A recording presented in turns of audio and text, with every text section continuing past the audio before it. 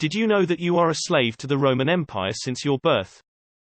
Your birth certificate is a contract with Rome, which basically declares you dead, and lost is sea. We will dig into the history of these trusts that was created back in the 13th century and has enslaved all humanity on the earth ever since. Unum Sanctum is one of the most frightening documents of history, and the most quoted is the primary document of the popes claiming the global power. In 1302 Pope Boniface issued his infamous papal bull Unum Sanctum, the first express trust. He claimed control over the whole planet, which made him king of the world. Furthermore, we declare, we proclaim, we define that it is absolutely necessary for salvation that every human creature be subject to the Roman Pontiff. Unum Sanctum, His Holiness Pope Boniface VIII, November 18, 1302.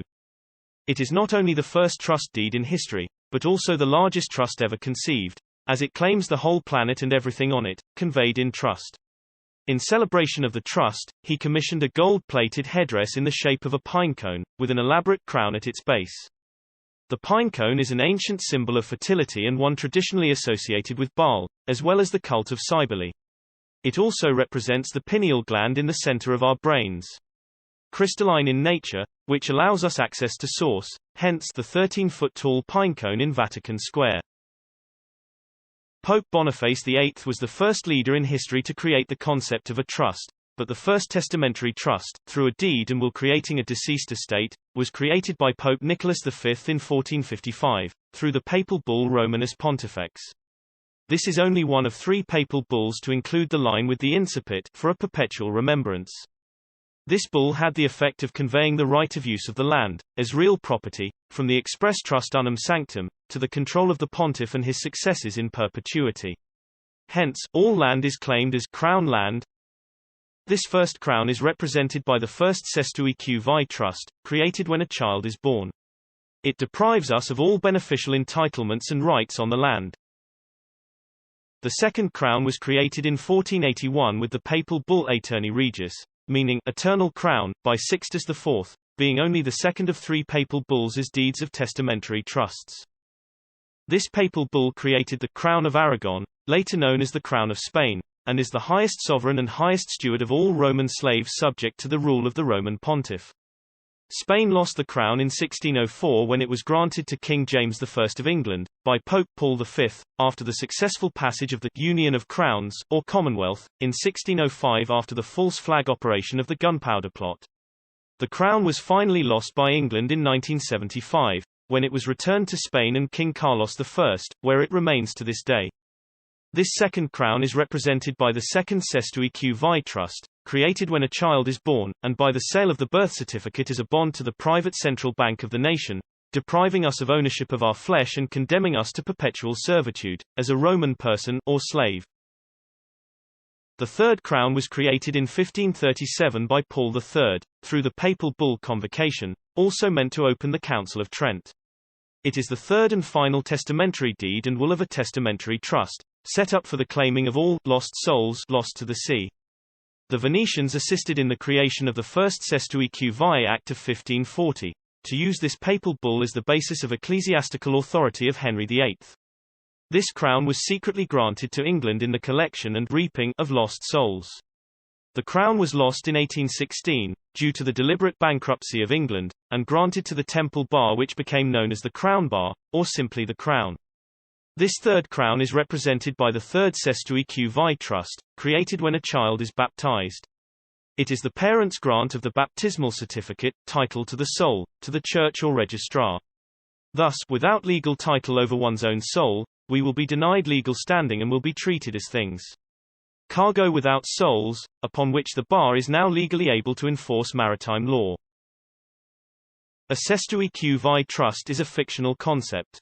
It is a temporary testamentary trust, first created during the reign of Henry VIII of England through the Cestui Act of 1540 and updated by Charles II, through the CQV Act of 1666, wherein an estate may be affected for the benefit of a person presumed lost or abandoned at sea, and therefore assumed dead.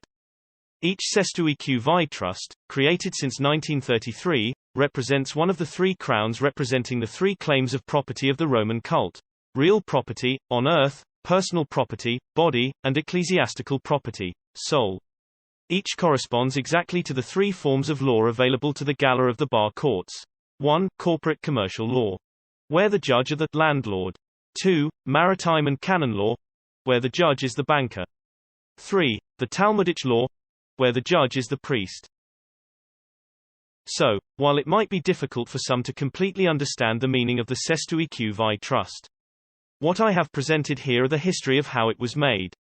I have found a video that explains how this basically works, by them creating a straw man of yourself, based on your birth certificate, which is nothing but a slave contract with the Vatican.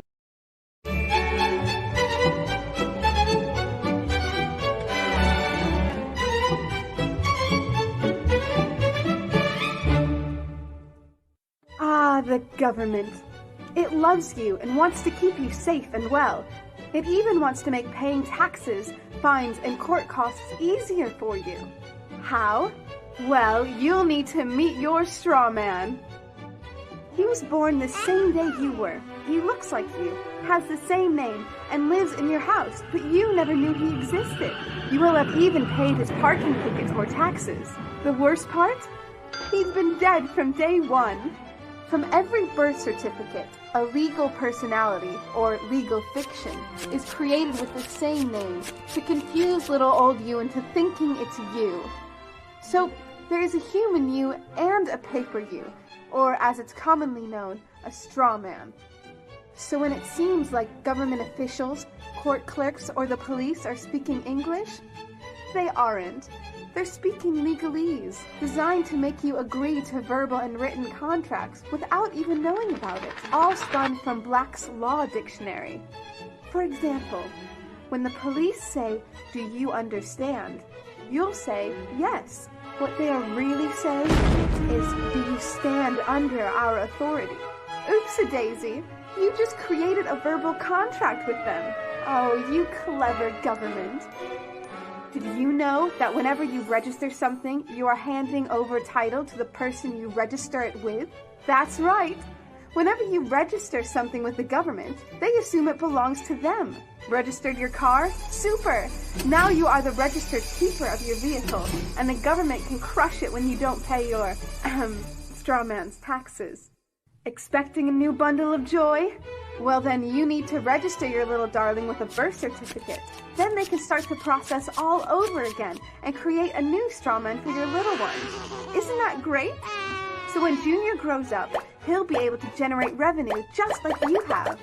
When you notify on your baby by signing the birth certificate, your child becomes a ward of state, and if the government doesn't like what you're doing, they'll assume it's okay to take the child away, or make new rules for things they don't like. Not enough school? Smacking your child? Shouting too loudly? Then it's off to social services for the little one. When you get a bill, it's sent to you, but belongs to your straw man, not you. That's why bills, fines, and summons start with Mr., Mrs., or Ms. Sometimes you'll see your surname in capitals, just like on a gravestone. That's because your straw man is dead, and just a silly piece of paper, created before you could comprehend or even consent to it. When you go to court, you represent your straw man, so you, the human, take on any costs, fees, taxes, and fines involved for the straw man. The human you doesn't even need to pay them. But you made a contract with the court by appearing on behalf of your legal personality or straw man, just like the government knew you would. Confused? Well, don't worry. The government doesn't want you to know anyway. If you knew, you'd stop paying things like council tax and parking tickets. Because when you go to court, you are representing your straw man. You are you, alive and made of flesh and blood. Your straw man, or legal personality, is a piece of paper created from your birth certificate. And you think it's you. What a silly Billy.